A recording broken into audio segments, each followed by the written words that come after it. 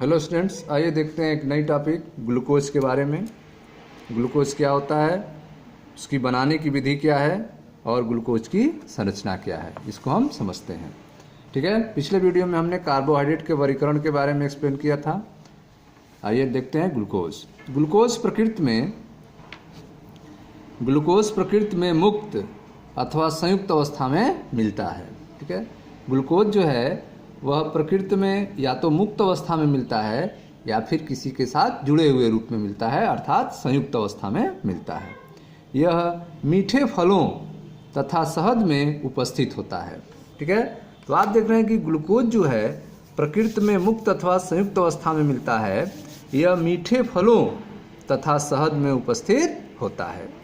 पके हुए अंगूर में भी बहुत अधिक मात्रा में ग्लूकोज होता है। ठीक है, तो आप देख रहे हैं कि जो अंगूर पका होता है उसमें ग्लूकोज की अधिक मात्रा होती है।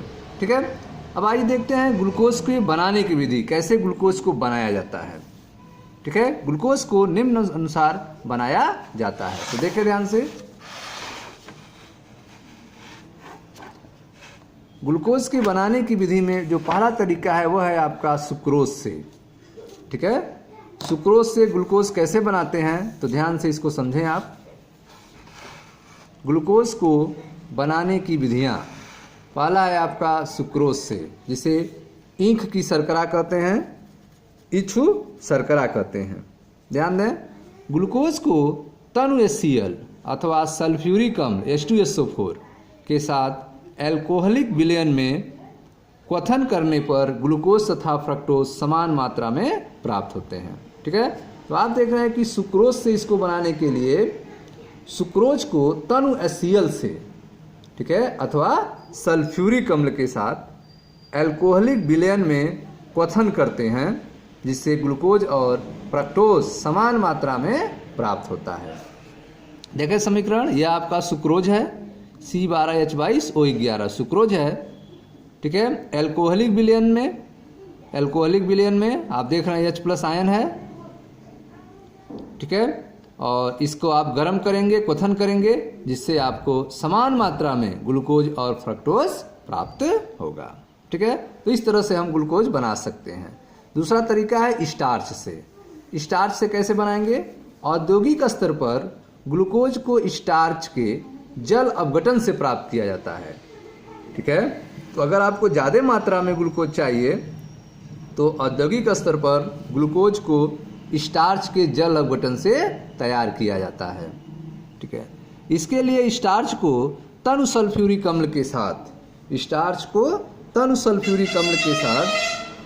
393 केल्विन दाब पर क्वथन किया जाता है।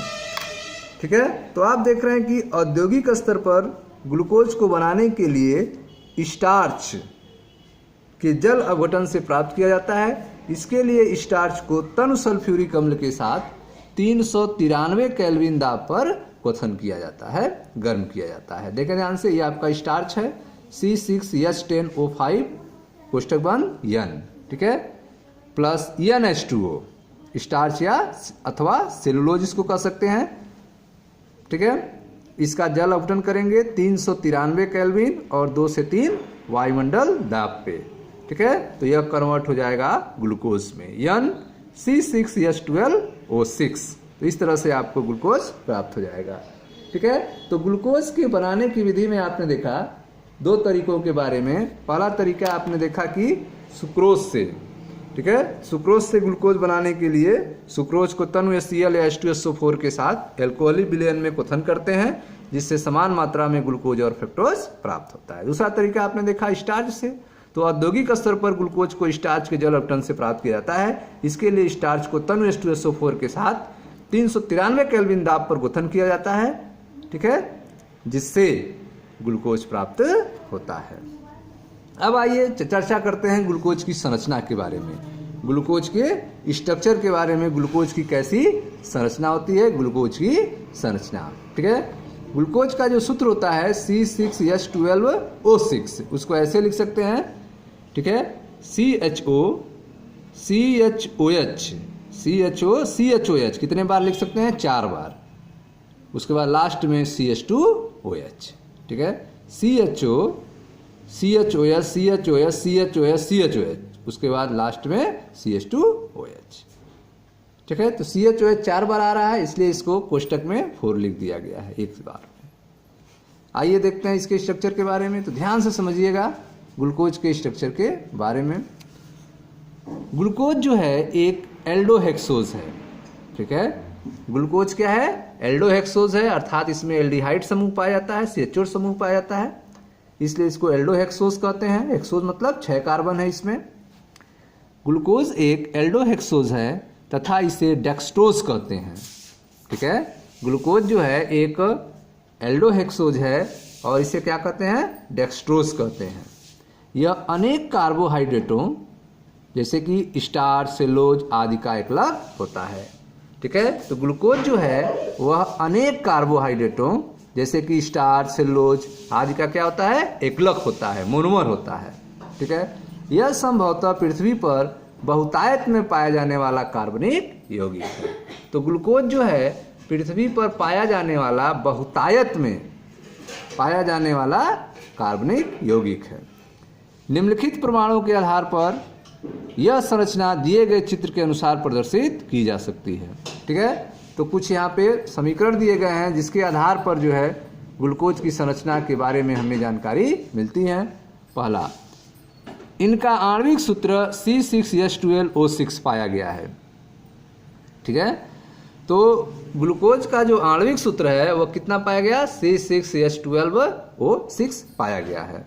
ठीक है, हाइड्रोजन आयोडाइड के साथ, अगर ग्लूकोज को हाइड्रोजन आयोडाइड के साथ लंबे समय तक गर्म करें तो यह नॉर्मल हेक्सेन देता है। ठीक है, ग्लूकोज को हाइड्रोजन आयोडाइड के साथ यदि लंबे समय तक गर्म करें तो हमें नॉर्मल हेक्सेन प्राप्त होता है, जिससे यह सिद्ध होता है, जिससे यह प्रदर्शित होता है कि ग्लूकोज के जो 6 कार्बन्स हैं वे एक सीधी श्रृंखला में जुड़े हुए हैं। सभी 6 कार्बन परमाणु एक रिजु श्रृंखला में जुड़े हुए हैं।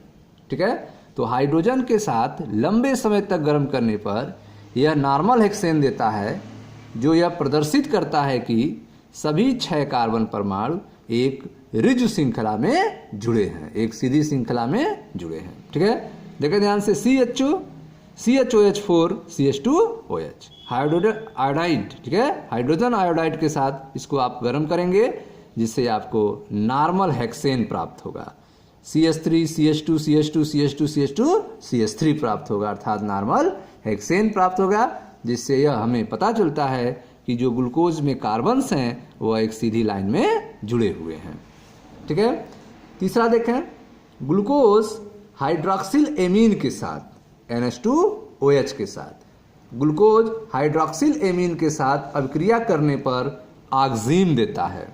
ठीक है, तो ग्लूकोज की जब अभिक्रिया हाइड्रॉक्सिल एमीन से कराते हैं तो क्या बनाता है? ऑक्सीन देता है, तथा हाइड्रोजन साइनाइड के एक अणु से संयोग कर, ठीक है, अगर हाइड्रोजन साइनाइड से इसकी क्रिया कराया जाए तो हाइड्रोजन साइनाइड के एक अणु से संयोग कर साइनोहाइड्रिन देता है। ठीक है, ग्लूकोज जो है वो हाइड्रॉक्सिल एमीन के साथ अभिक्रिया करता है तो क्या बनाता है? ऑक्सीन बनाता है, जबकि ग्लूकोज जब हाइड्रोजन साइनाइड के एक अणु से क्रिया करता है तो साइनोहाइड्रिन देता है। ठीक है, इससे हमें क्या जानकारी मिलती है? ये अभिक्रियाएं ग्लूकोज में कार्बोनिल समूह की उपस्थिति की पुष्टि करता है कि ग्लूकोज में C डबल बंध O ग्रुप है, अर्थात ग्लूकोज के अंदर कार्बोनिल समूह उपस्थित है। ठीक है, यह कैसे पता चलेगा ग्लूकोज में C डबल बंध O ग्रुप है, कार्बोनिल समूह है? क्योंकि ग्लूकोज हाइड्रॉक्सिल एमीन के साथ क्रिया करके ऑक्सीन बनाता है, हाइड्रोजन साइनाइड के एक अणु से क्रिया करके साइनोहाइड्रिन बनाता है, जिससे यह स्पष्ट होता है कि ग्लूकोज में कार्बोनिल समूह उपस्थित है। समीकरण देख लें, यह आपका ग्लूकोज है, CHO CHOH4 CH2OH hydroxyl amine NH2OH से अभिक्रिया करके ऑक्सीन देता है। ठीक है, CH डबल बंध NOH CHOH4 CH2OH ऑक्सीन देता है। ठीक है, जब ग्लूकोज की क्रिया CHO CHOH4 CH2OH hydrogen cyanide से कराते हैं तो यह साइनोहाइड्रिन देता है। ठीक है, CH CNOH CHOH4 CH2OH अर्थात साइनोहाइड्रिन देता है। ठीक है, तो आपने देखा कि ग्लूकोज का जो आणविक सूत्र होता है वह C6H12O6 होता है। अब जब ग्लूकोज हाइड्रोजन आयोडाइड के साथ लंबे समय तक गर्म करते हैं तो नॉर्मल हेक्सेन देता है, अर्थात ग्लूकोज के सभी 6 कार्बन जो हैं वह एक सीधी श्रृंखला में जुड़े हुए हैं। तीसरा आपने देखा कि ग्लूकोज जो है हाइड्रॉक्सिल अमीन के साथ अभिक्रिया करके ऑक्सीजन देता है, जबकि यह हाइड्रोजन साइनाइड के एक अणु के साथ क्रिया करके साइनोहाइड्रीन देता है। इन अभिक्रियाओं से यह स्पष्ट होता है कि ग्लूकोज में कार्बोनिल समूह उपस्थित होता है। ठीक है, नेक्स्ट देखें चौथा है आपका ग्लूकोज ब्रोमीन जल।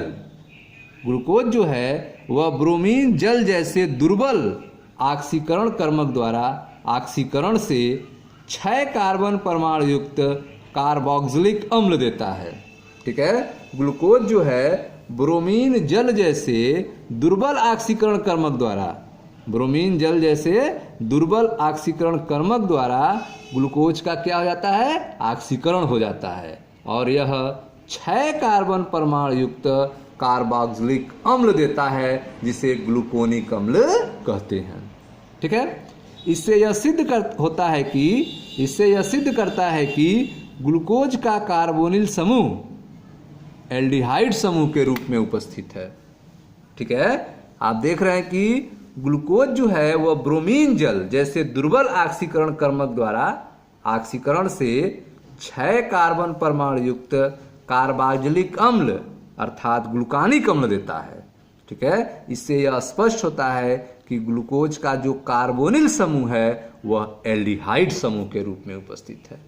ठीक है, कार्बोनिल समूह C डबल बंध O ग्रुप जो होता है वह 2 रूपों में हो सकता है, एक एल्डिहाइड के रूप में हो सकता है और एक कीटोन के रूप में हो सकता है। ठीक है, लेकिन जब ग्लूकोज ब्रोमीन जल जैसे दुर्बल ऑक्सीकरण कर्मक द्वारा उसका ऑक्सीकरण होता है तो 6 कार्बन परमाणु युक्त कार्बोक्सिलिक अम्ल ग्लूकानिक अम्ल देता है। अतः इससे स्पष्ट होता है कि ग्लूकोज में जो कार्बोनिक समूह है, जो कार्बोनिल समूह है, वह एल्डिहाइड समूह के रूप में उपस्थित है।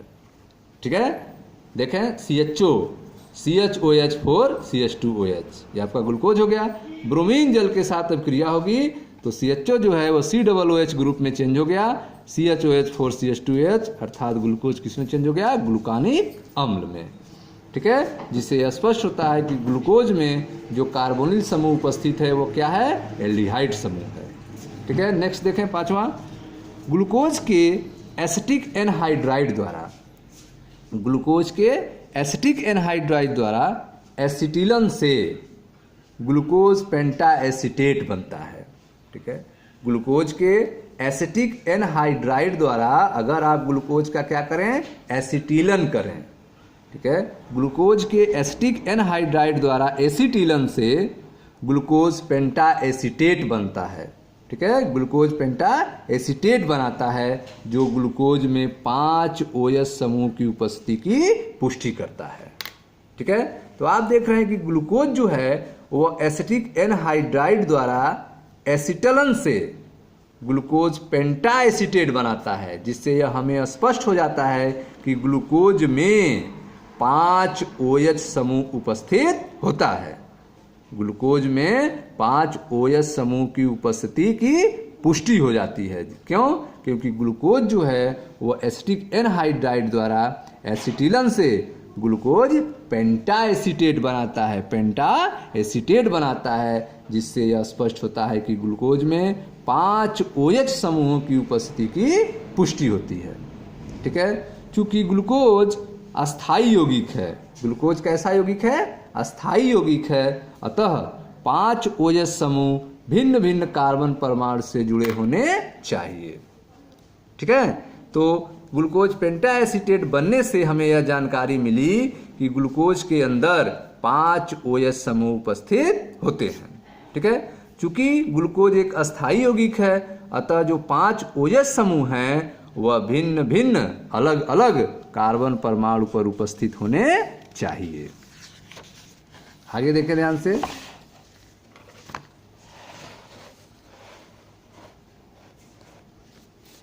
देखें ध्यान से, यह आपका ग्लूकोज है CHO, CHOH4, CH2OH। Acetic anhydride से क्रिया होगा तो ग्लूकोज पेंटा एसीटेट बनेगा, ठीक है, CHO CHO CO CH3 4 CH3O CO CH3 glucose पेंटा एसीटेट बनेगा, ठीक है। जिससे यह हमें स्पष्ट हुआ कि ग्लूकोज के बाद जो है 5 OH समूह है, ठीक है, क्योंकि यहाँ पर एसीटेट बना है 4, CHO CO CH3 4 यहाँ पे और 1 यहाँ पे, ठीक है, CH2O CO CH3 तो 4 और 1 5, अर्थात इसके पास 5 OH ग्रुप हैं, किसके पास, ग्लूकोज के पास, ठीक है, इसीलिए ग्लूकोज पेंटा एसीटेट बना है। नेक्स्ट देखें 6वां, ग्लूकोज तथा ग्लूकोनिक अम्ल। ग्लूकोज तथा ग्लूकोनिक अम्ल दोनों ही नाइट्रिक अम्ल द्वारा ऑक्सीकरण से एक डाई कार्बोक्सिलिक अम्ल साइक्रिक अम्ल बनाते हैं, ठीक है, ग्लूकोज हो या फिर ग्लूकानिक अम्ल हो, ठीक है, इन दोनों का अगर नाइट्रिक अम्ल के द्वारा ऑक्सीकरण किया जाए, किसके द्वारा, नाइट्रिक अम्ल के द्वारा ऑक्सीकरण किया जाए तो दोनों ही डाई कार्बोक्सिलिक अम्ल बनाते हैं, और वह डाई कार्बोक्सिलिक अम्ल कौन सा होगा, साइक्रिक अम्ल होगा, ठीक है। जिससे हमें यह जानकारी मिलती है कि ग्लूकोज में प्राथमिक एल्कोहलिक समूह की उपस्थिति है। ग्लूकोज में क्या है, प्राथमिक एल्कोहलिक समूह की उपस्थिति है, ठीक है। तो ग्लूकोज जो है CHO CHOH4 CH2H ये आपका ग्लूकोज है, इसका जब आप नाइट्रिक अम्ल द्वारा ऑक्सीकरण करेंगे तो क्या बनेगा, साइक्रिक अम्ल बनेगा, जो एक डाई कार्बोक्सिलिक अम्ल है, ठीक है। उसी तरह से ठीक अगर आपके पास ग्लूकानिक अम्ल है, इसका भी अगर नाइट्रिक अम्ल के द्वारा ऑक्सीकरण करेंगे तो डाई कार्बोक्सिलिक अम्ल साइक्रिक अम्ल ही बनेगा। जिससे यह स्पष्ट होता है कि ग्लूकोज में प्राथमिक एल्कोहलिक समूह की उपस्थिति है, ठीक है।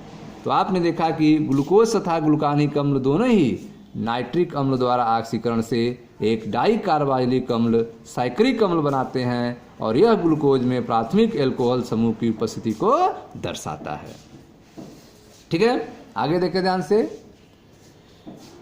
बहुत से अन्य अनेक गुणों के अध्ययन के उपरांत, ठीक है, तो इस तरह से हमने कुछ गुणों के बारे में आपने बताया।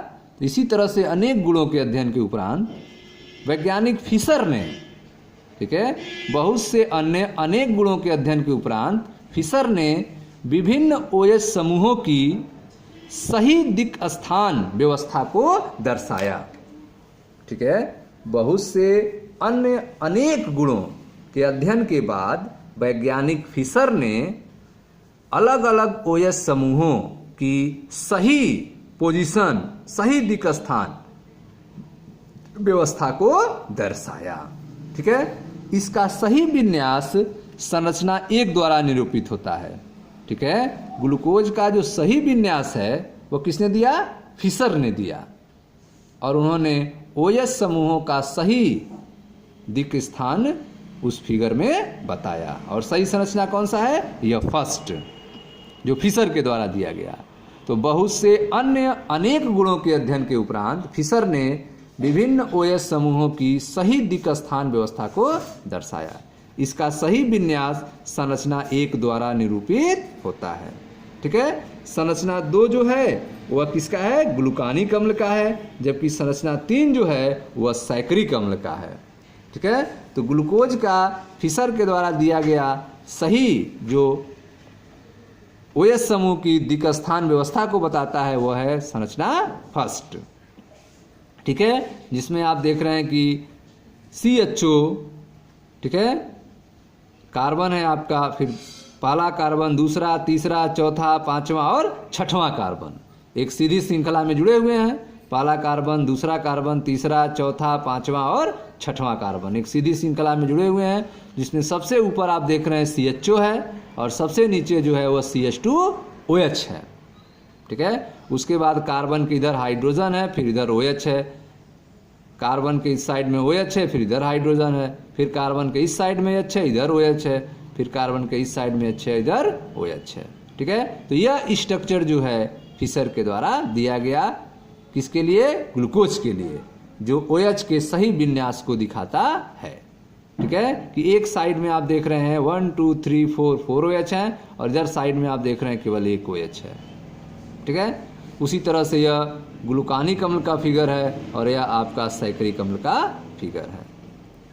ठीक है, अब ग्लूकोज का सही नाम क्या होगा, तो ध्यान समझे, ग्लूकोज को सही रूप में D+ ग्लूकोज नाम देते हैं।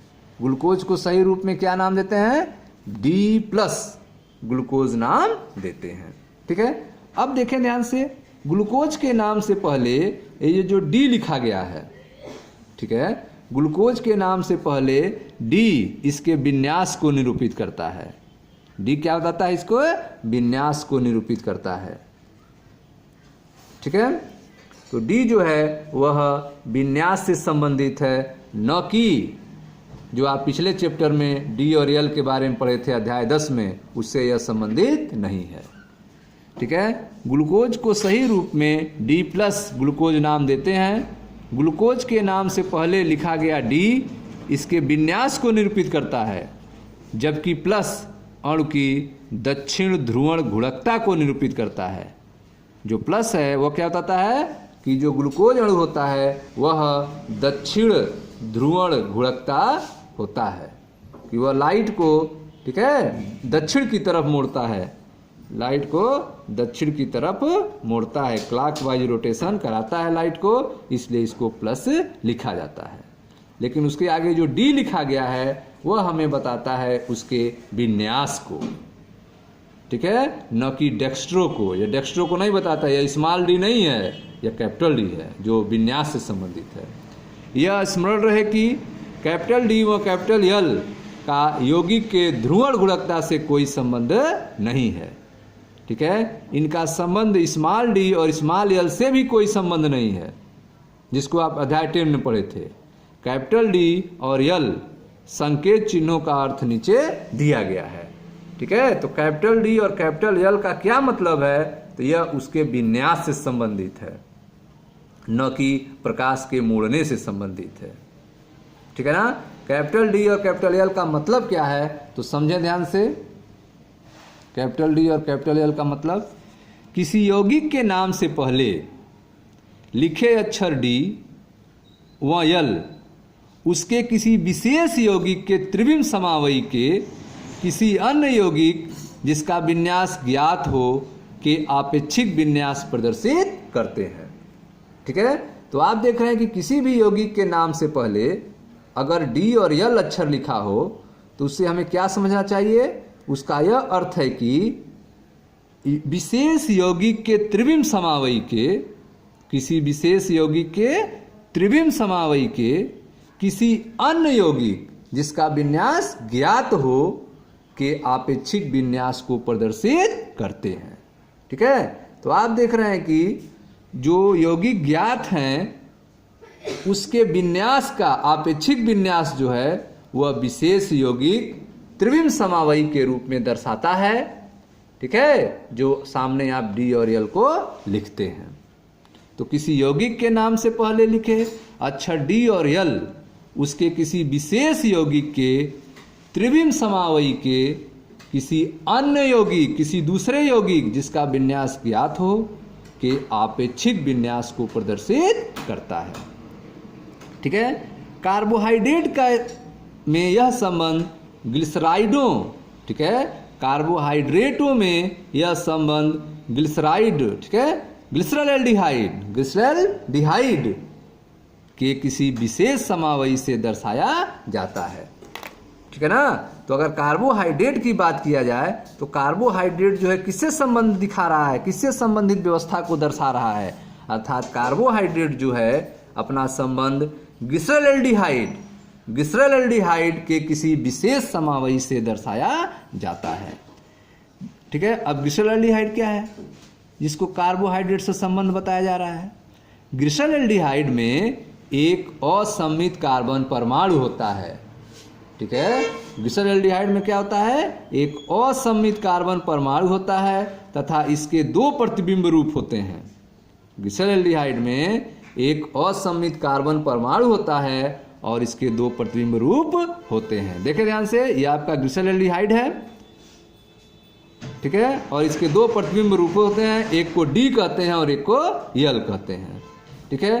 ग्लिसरॉल्डिहाइड में आप देखें D प्लस ग्लिसरॉल्डिहाइड और L माइनस ग्लिसरॉल्डिहाइड, ठीक है।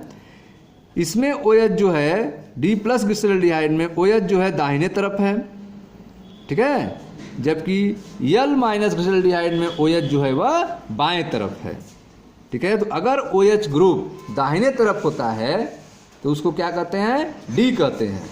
अगर OH ग्रुप बाएं तरफ होता है तो उसको क्या कहते हैं, L कहते हैं, L विन्यास कहते हैं, ठीक है। तो उसी तरह से जो है आपका ग्लूकोज को सही रूप में D प्लस ग्लूकोज नाम दिया गया है क्योंकि जो OH ग्रुप होते हैं वह दाहिने तरफ होते हैं, ठीक है, इसलिए उसको D रूप दिया गया है। आगे देखें ध्यान से,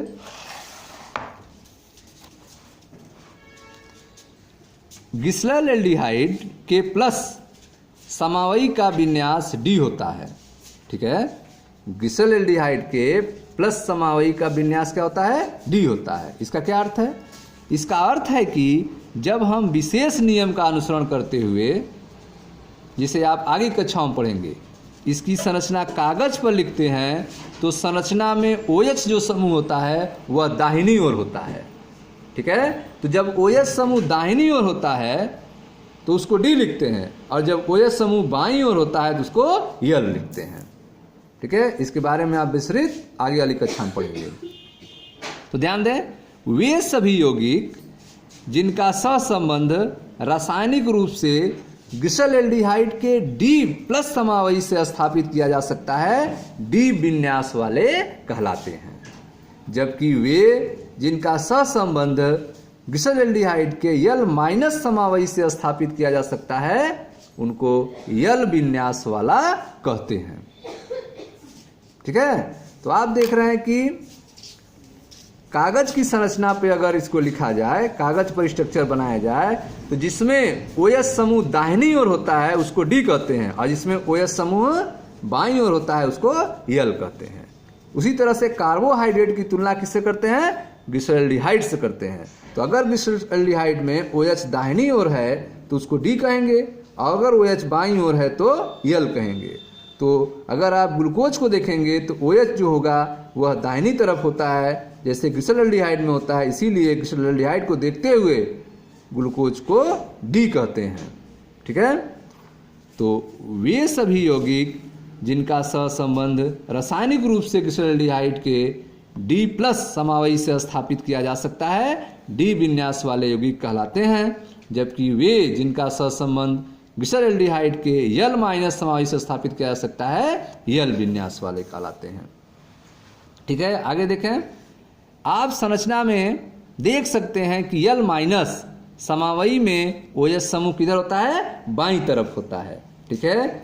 L माइनस में OH समूह किधर होता है, बाईं तरफ होता है। देखें ध्यान से, यह ग्लिसरॉल्डिहाइड है जिसमें L रूप है, इसमें OH किधर है, बाएं तरफ है। यह D रूप है जिसमें OH किधर है, दाएं तरफ है, ठीक है।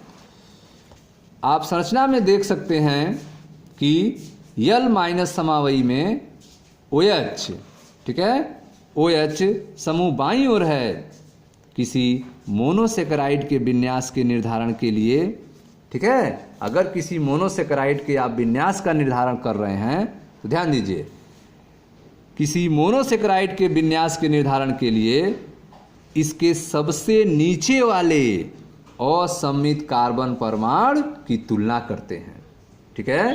किसी मोनोसेकेराइड के विन्यास के निर्धारण के लिए इसके सबसे नीचे वाले असममित कार्बन परमाणु की तुलना करते हैं। जैसे कि प्लस ग्लूकोज में सबसे नीचे वाला असममित कार्बन परमाणु में OH समूह दाईं ओर है जिसकी तुलना D प्लस ग्लिसरॉल्डिहाइड से की जा सकती है, अतः प्लस ग्लूकोज का विन्यास D निर्धारित किया जाता है, ठीक है। ग्लूकोज के अन्य असममित कार्बन पर इस तुलना में ध्यान नहीं देते हैं, ठीक है। इस तुलना के लिए संरचना को इस प्रकार लिखा जाता है कि सर्वाधिक ऑक्सीकृत कार्बन परमाणु शीर्ष पर हों, ठीक है। इस तुलना के लिए संरचना को इस प्रकार लिखा जाता है कि सर्वाधिक ऑक्सीकृत कार्बन परमाणु कहाँ पर हों, शीर्ष पर हों। और यहाँ पर ग्लूकोज में कौन सा शीर्ष पर है, CHO है। उसी तरह ग्लिसरॉल्डिहाइड में भी शीर्ष पर कौन है, CHO है। तो जब भी आपको संरचना की तुलना करनी हो, ठीक है, तो आप सबसे पहले नीचे वाले असममित कार्बन परमाणु से तुलना करेंगे। तो किसी मोनोसेकेराइड के विन्यास के निर्धारण के लिए इसके सबसे नीचे वाले असममित कार्बन परमाणु की तुलना करते हैं। जैसे देखें यहाँ से D+ ग्लिसरॉल्डिहाइड, इसमें सबसे नीचे वाला कार्बन परमाणु से आप तुलना करेंगे जिसमें OH दाहिनी तरफ है, इसलिए इसको D कहेंगे, ठीक है। इसमें D+ ग्लूकोज है, इसमें भी आप देख रहे हैं सबसे नीचे वाले कार्बन से तुलना करेंगे इसका ग्लिसरॉल्डिहाइड से, तो इसमें भी सबसे नीचे वाले कार्बन में OH दाहिने तरफ है और ग्लिसरॉल्डिहाइड में सबसे नीचे वाले कार्बन में OH दाहिने तरफ है। इस CH2 दोनों बराबर हैं, लेकिन इसके बाद वाला जो कार्बन है नीचे वाला उसमें OH दाहिने तरफ है, इसलिए यह D हो गया। और जैसे ग्लिसरॉल्डिहाइड में भी आप देख रहे हैं कार्बन से OH जो है दाहिने तरफ है, इसीलिए यह D है। तो ग्लिसरॉल्डिहाइड को देखते हुए आप ग्लूकोज में भी D का यूज किए हैं, ठीक है। तो किसी मोनोसेकेराइड के विन्यास के निर्धारण के लिए इसके सबसे नीचे वाले जो असममित कार्बन है, तो सबसे नीचे वाला असममित कार्बन यही है आपका, ग्लूकोज में भी और ग्लिसरॉल में भी, जिससे चारों समूह अलग अलग जुड़े हैं, वही कार्बन असममित कार्बन होता है, जिसके बारे में हमने आपको बताया है। इसमें आप देख रहे हैं ग्लिसरॉल्डिहाइड में इधर CHO है, H है, OH इधर CH2OH है। इसमें भी आप देख रहे हैं इधर H है, इधर OH, इधर CH2OH है और बाकी इधर ऊपर आप देख रहे हैं ग्रुप जुड़ा हुआ है। तो यह असममित कार्बन है, इसमें OH दाहिने साइड है, ग्लिसरॉल्डिहाइड में OH दाहिने साइड है, अतः इसको D रूप रहेंगे और इसको भी D रूप कहेंगे, ठीक है स्टूडेंट्स। तो इस तरह से आपने देखा कि किसी मोनोसेकेराइड के विन्यास के निर्धारण के लिए इसके सबसे नीचे वाले असममित कार्बन परमाणु, जैसा कि नीचे चित्र में दिया गया है, की तुलना करते हैं। जैसे कि प्लस ग्लूकोज में सबसे नीचे वाले असममित कार्बन परमाणु में OH समूह दाईं ओर है, जिसकी तुलना D+ ग्लिसरॉल्डिहाइड से की जा सकती है, अतः प्लस ग्लूकोज का विन्यास D निर्धारित किया जाता है, ठीक है। इसीलिए ग्लूकोज को सही रूप में D+ ग्लूकोज नाम देते हैं, ठीक है। ग्लूकोज के अन्य असममित कार्बनों पर इस तुलना में ध्यान नहीं देते हैं। इस तुलना के लिए संरचना को इस प्रकार लिखा जाता है कि सर्वाधिक जो ऑक्सीकृत कार्बन परमाणु हैं वह कहाँ पे हो, शीर्ष पर हो, ठीक है स्टूडेंट्स। तो यह था आपका ग्लूकोज के संरचना के बारे में। अब नेक्स्ट वीडियो में हम ग्लूकोज की चक्रीय संरचना के बारे में चर्चा करेंगे, ठीक है स्टूडेंट्स। तब तक आप रिवाइज कीजिए, मिलते हैं नेक्स्ट वीडियो में। वीडियो को आप लाइक करें, शेयर करें, चैनल को सब्सक्राइब करें। धन्यवाद।